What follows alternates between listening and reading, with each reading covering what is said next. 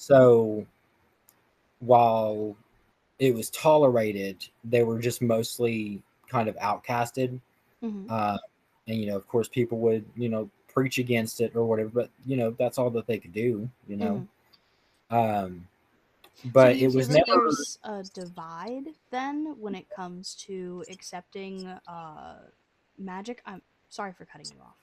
no, you're You fine. got me in a fresh question. Yeah, no, you're good. So yeah, they didn't associate like herbs and all that stuff with witches. To Okay. them, witchcraft was they had made a deal with the devil. Mm-hmm. That's how they got their powers, and they used them for unprovoked, malicious means. Okay. So while the witch doctor who is combating the witchcraft or the hex or the curse or whatever is technically doing the exact same actions in a way, like sympathetic magic, basically. It Okay. was not seen as being witchcraft because it was all based on community opinion and personal calling. Okay. So if you got your works from God, then you were fine, you were blessed, you had the gift or the sight or whatever. But if folks didn't think that you had that from Mm-hmm. the good source, then you were just generally outcasted or avoided. Okay. Um, Okay. Now, not every witch wasn't actually a practicing witch, because sometimes, because you got to think, they didn't have police officers and everything Mm-hmm. like that back then. They sometimes had what was it called, kind of like just a marshal or something like that. So there was a lot of outlaw stuff going on in the mountains. Mm-hmm. So it's not too crazy to think that a little old lady living by herself would kind of play into those social questions or rumors about her to keep herself safe. Yeah. Okay. Okay. So you're a published author. Congratulations. Thank you. It's a lot of hard work. It How is. do you decide what is okay to talk about with outsiders and researchers like me? Um, that's a tough one. Um, so like general things, I believe Hmm. are fine because the general things are kind of the things that are uh, kind of widespread and known, like the different remedies and like the blood verse charm or talking out fire and things like that. Those aren't necessarily like secretive or anything like that. Now, how a person works or what their personal prayers are when faith healing, that's probably something that will kind of just stay between them and God. Okay. Okay. So it were there ever any reasons that someone would stay quiet about practicing in folk beliefs or herbal remedies? I know you've expressed a lot about working with the church and it was very Yeah. community. But would there have ever been anything to where anyone would prefer to stay quiet? So, again, it kind of goes along the same lines of it depends on the denomination, the Hmm. particular preacher, everything like that. So, like generally, I believe it was the primitive Baptist who didn't really look too kindly upon doing games with playing cards, reading tea leaves, or the little divinations where little girls would pluck petals and to determine who their future suitor would be.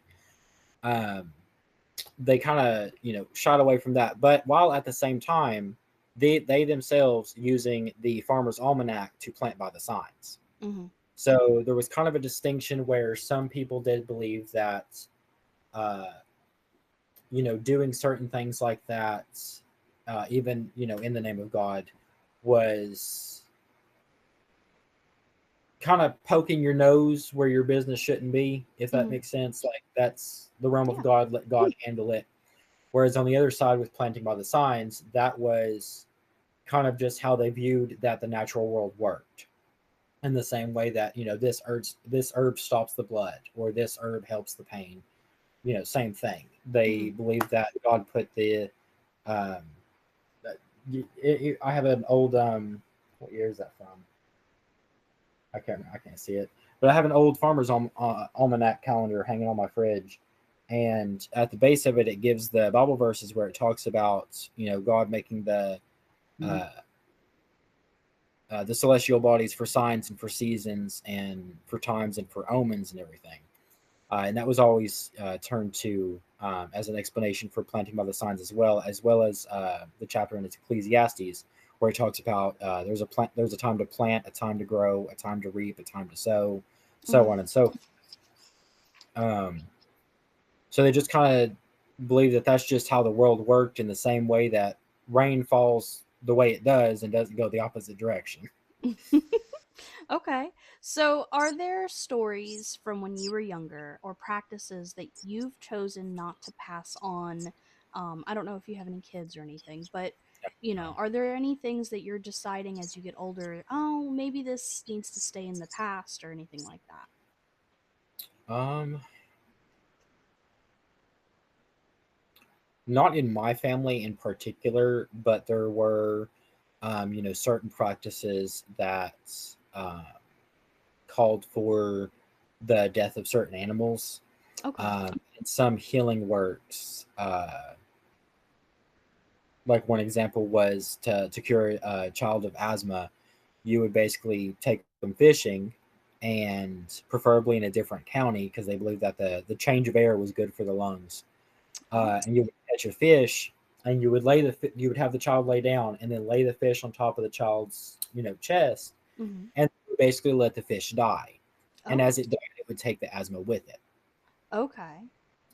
Or there were some things where, like if you wanted somebody to um, kind of leave town, you would make up a little like concoction or packet, and you would kind of uh, open up a certain animal Hmm. and put it in there, sew it back up, and send it on its way. Kind of.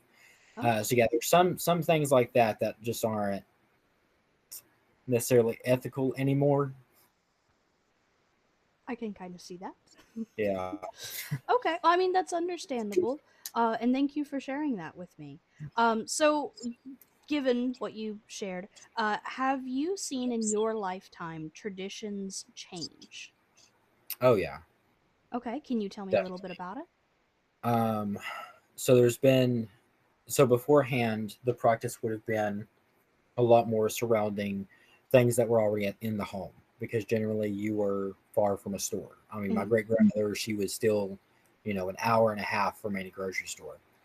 Uh, so you'd use like herbs and roots, or handkerchiefs, or just plain water, or a candle, Hmm. things like that, or just the Bible itself. A lot of it traditionally was done with nothing but a Bible, a candle, and a glass of water. Um, but as times changed, and uh, people moved out of the mountains, and different companies came into the mountains, and different communities got grocery stores and everything like that, they got access to products that were more widely available. Okay. um, and then same thing with what is it, like the occult mail order thing that came about in like the early 20th century. So that's how a lot of people got their hands on books like The Long Lost Friend, or things like that, where it was simply carried down from northern Appalachia, um, as well as like dream books and everything like that. So there was kind of like an influence of uh, the commercial aspect of the nation that kind of had an influence, um, but generally it was all surrounding the use of the Bible, a candle, water, things like that. Okay.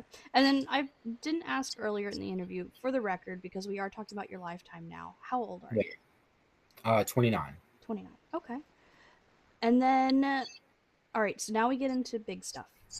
What Okay. role, if any, have do you feel that the internet and tourism and media has played into your regional belief systems? Oh, so Lord mercy. 1 second. You're good. So the internet has, for the most part, I'd say about 90% of the time, been nothing but misinformation and harmful for Appalachia. nothing Okay. but perpetuating stereotypes and then creating new stereotypes, like we see now with Appalachia basically being a horror aesthetic, like we're too scared to go outside at night or something like that. It kind of in the same way that writers in the late 18th century were writing about the cadence of the mountain preacher, and all of it as being a result of uh, poverty and being uneducated and everything like that. Um, or putting it on a, you either had an either or situation with mountain preacher. Either he was very drab and fanatical and preaching hellfire and brimstone, or he was just very emotional in worship and everything like that. Which both are kind of true, but it's mostly like a spectrum between all the different denominations of mountain religion. But with the rise of the internet, uh, it kind of created a platform where people would use Appalachia to paint their own ideas about Appalachia. Again, silencing and erasing the voices of Appalachia itself. So, like, there's one old website that is still up for some reason that claims that old Appalachian folk worshipped the goddess Demeter and Jack Frost and all this other stuff that would have been foreign as hell to them. Especially in a culture that has its own not not just its own flavor of Christianity, but its literal own interpretation of the entire faith and how it works, where it has to be experiential. Mm-hmm. None of the grannies and granddaddies were worshiping Jack Frost, especially if they didn't feel him, Mm-hmm. or Demeter or anything like that. And then it's just kind of gone on from there, where the New Age movement kind of converged, and with all of its eclectic uh, habits and behaviors, kind of just takes from different cultures, mixes it with other stuff, and then tries to say that it's still the thing that it used to be. Um, so yeah, there's a lot of misinformation about Appalachia for the simple fact that outsiders or people who are only slightly connected just don't want to do the work. They don't want to basically talk to people or read books that are not just about Appalachia but from Appalachia, not Mm-hmm. just from your perspective but from other people's perspective, if that makes sense. It makes sense. Now, okay, so in this scope, have you noticed any changes within your community from influence from the outside? Yes, there is a lot of convergence and mixing of various different traditions, various different, I want to call it new age internet phenomenon, where people are like, oh, I took a picture of my bonfire last night, what do you see, things like that. um, and the way I was raised, you because Appalachian folk, that we recognize signs and omens, but not everything is a sign. Mm-hmm. A sign is something that is asked for.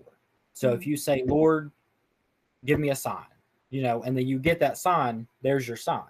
Whereas an omen is a sign that is not asked for. It is most generally a warning, whether that is very bad weather, a catastrophe, a death in the family, whatever it is. Um, and oftentimes, again, those come through personal experience. They come through Mm-hmm. dreams. They come through visions. They come through, prophesying in church or anything like that. So it's not just something like, oh, I perceived this with my own senses. Does that mean something? You know, Mm-hmm. Especially when there was no prior request for it and there's no previous experience with it, if that makes any like sense. You're making sense. Okay. No, thank you very much. So have you experienced influence? Have you changed views, or have you felt any difference in yourself with the influence of outside media and cultures that you have seen with our globalization that we have? Yeah. So as a gay man in Appalachia, that is kind of warranted. Um, so yeah, some things are different and more modernized, like within my own personal worldview and everything like that. But that's not necessarily, something that I would pass off as being Appalachia, Mm-hmm. because I can't just, paint it with a big brush like that. Because Appalachia has always had, because that's also the thing in fellowship is that, you go to this other, your family member's church or whatever. You may not agree with, some of their teachings, but you can still worship with them. Mm-hmm. You can still love them and, basically expose yourself to other ideas. So that's why in Appalachia, the mountain non-denominational church is actually the largest, as opposed to like the Primitive Baptist or the Holiness Pentecostal. Simply because people believed that if you didn't feel the Spirit at this Mm-hmm. church, go to another one. You know, Mm-hmm. so again, it's all based on personal experience. So some congregations will have people from all different sorts of backgrounds in the mountain faith, whether it's Primitive Baptist, Pentecostal. Maybe the church is just close by, and it's convenient for them to go to the dwelling house of the Lord and worship Him there, regardless of what the teachings of other people there are. Um, it also basically got them to uh, kind of be exposed to different ideas and different things like that. So, you'd have different people in the congregation who had different beliefs about how baptism worked or how salvation worked or, anything like that. Some people believe in the sacrament of foot washing, other ones in the congregation may not. Mm-hmm. Okay. So what role do these beliefs, sorry, I can't talk today. I think the You're coffee's just hit fine, me weird. right? What role do you think these beliefs play in your sense of identity and belonging? So, a big part of mountain faith is whether, because some like the primitive Baptists and stuff, they believe in predestination. Mm. So they basically believe that those who will be saved have been determined to be saved from the beginning of time, and that's why they don't follow missionary work or anything like that, because it's already been determined. God will call who He calls, save who He saves. Um, and then you have the primitive Baptist Universalist who broke away from the primitive Baptist Church, and they're only here in East Tennessee and Southwest Virginia. They were often called no hellers because they didn't believe that hell was an actual place that sinners would go to, Mm. because they conceptualized that um, if the sin of Adam was strong enough to cover all of humanity, then the sacrifice of Christ was good enough to redeem all of humanity. So Okay. you can still sin and everything like that in this life, and you'll get your wages in this life. Um, but as regarding like eternal punishment or anything like that, they don't hold to it. Um, Hell, I forgot the question. It's how all of this has Oh yeah, okay. influenced your Yeah. beliefs and your sense of belonging. But across all of that, across all their different beliefs, they all believed that you had to tend your heart with goodness. You had to make good fruit. Mm.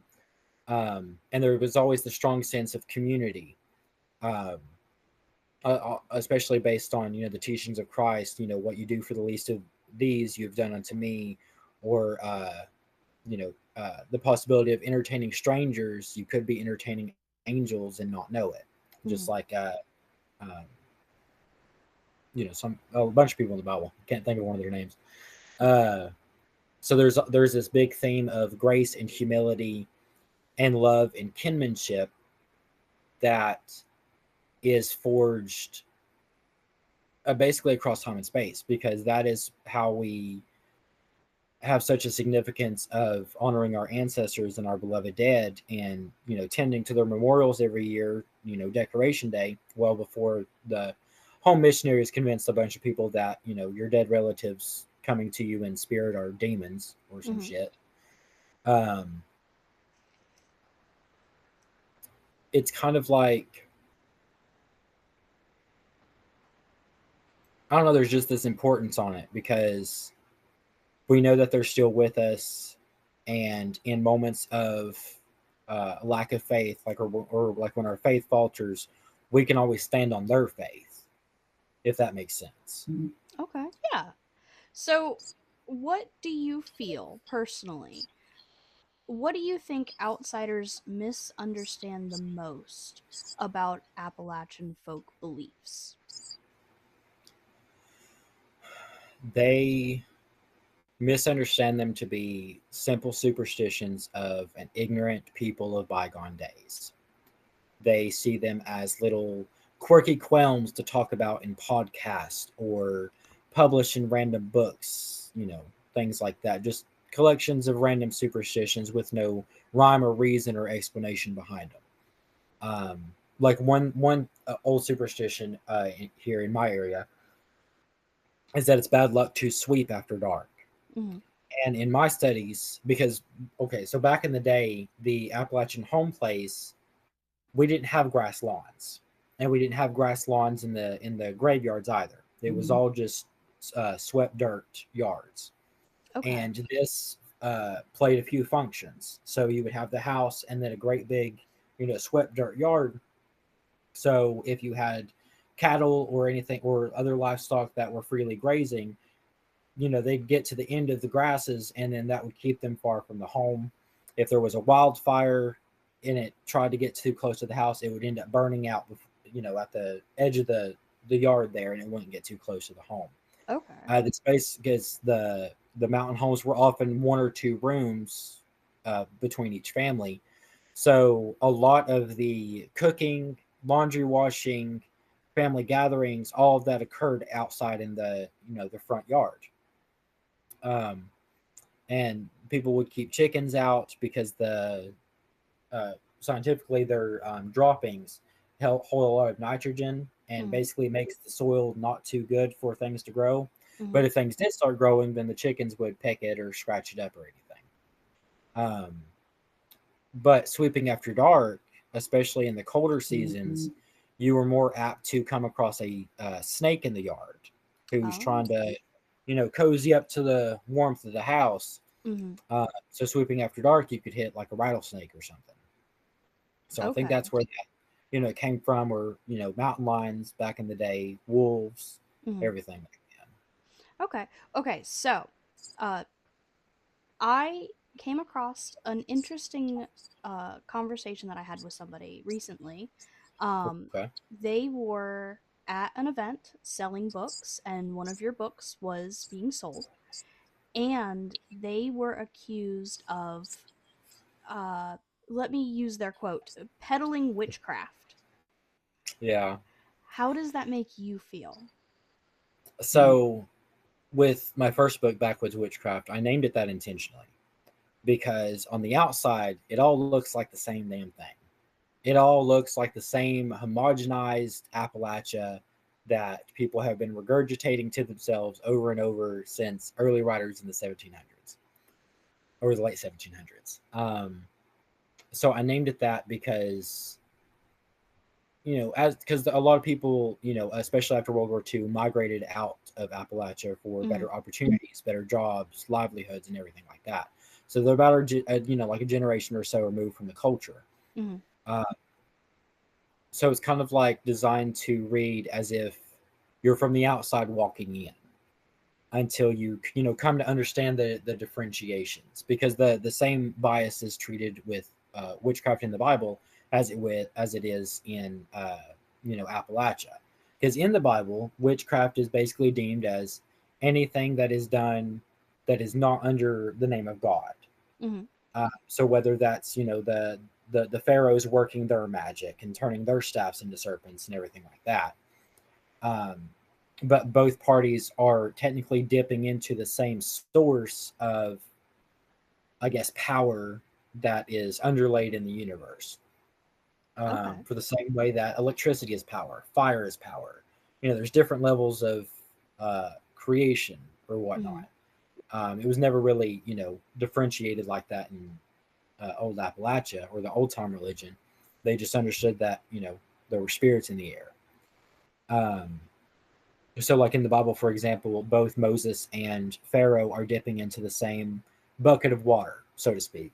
Mm-hmm. But what they do with the rag when they pull it out is a different story. or who gave them the rag is a different story. Because in Exodus 4, God teaches Moses how to turn the water into blood, or bring the plague, or Mm-hmm. toss the staff down, and everything like that. So that's where the distinction comes in. Where is it a miracle or is it magic? Mm-hmm. Because if it was a miracle, why did God need to teach Moses that? You know, and then a bunch of the other plagues God did Himself. Against Egypt. Um, But then when Moses is leading the Israelites out, I think it was about 10 days in, they were complaining about water and everything like that. Like saying, oh, you should have just left us in Egypt. You just brought us out here to die. So God instructs Moses to take his staff and strike the stone and strike it against the stone once, and it would Mm-hmm. bring forth water, and it did. But then the second time he does that is about, I think, near the end of the journey, I believe. They're complaining about water again, but this time God instructs him, speak to this stone and it will bring forth water. But Moses instead leans back on the old method that the Lord taught him and struck the stone twice, Okay. but it still gushed out water. Hmm. So in Appalachia, um, it was again the same. It depended on the community's beliefs about you, who they believed you got your gifts from, and their experiences with you. So if they believed that your gifts were of the devil and you were doing nothing but nefarious activities unprovoked, Mm-hmm. then you were deemed a witch. But witchcraft itself was always deemed as malicious and unprovoked. So if a person went to like a conjurer or anything like that, not a witch, just a conjurer who was kind of accepted in the community, and wanted justice to be done, and this other person to be hexed or anything like that, and it worked, then it was believed that God had as much to do with it as the worker themselves did. But Okay. on the receiving end, when that hex landed, it was simply believed to be just witchcraft, malicious and unprovoked, because Mm-hmm. everybody thinks sometimes that they don't own anything. Like, oh, maybe the that slight wasn't as big as I thought it was, if that makes sense. Yeah. So, as we're wrapping up, how do you feel about your story today being involved and stored with a archival system for future generations? That's fine. Yeah. Okay. That's something Good. that wasn't, previously there, and uh, I guess my goal is to kind of show that it's all connected together. Whether it's the religion, the food that we eat, the culture, the songs we sing, what we believe, everything like that. So it's not just no part of it is isolated, which is kind of ironic among previously isolated people. So, are there any parts, things that we discussed today that you would like for me to omit from record before this goes out? um, is it like public view or? So in the end, this entire piece will be public view. Anyone will be able to access it. The ultimate goal is I want to be able to submit this along with half a dozen other Yeah. interviews into a bigger project that'll eventually go to Library of Congress for Okay. preservation, cultural Okay. preservation. Yeah.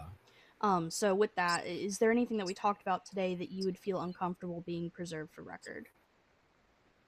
No, I think that's fine. Okay. And then how are you hoping that future generations encounter this material?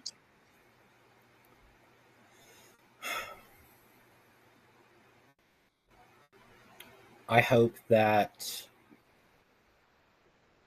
they come home to it and stop painting themselves with the words and brushes that the outside world or the rest of the country has painted us, whether it's ignorant, illiterate, just all the different stereotypes, um, and basically recognize it for the treasure and the experience that it is. Okay, those are good words. So let's I see. know the best words.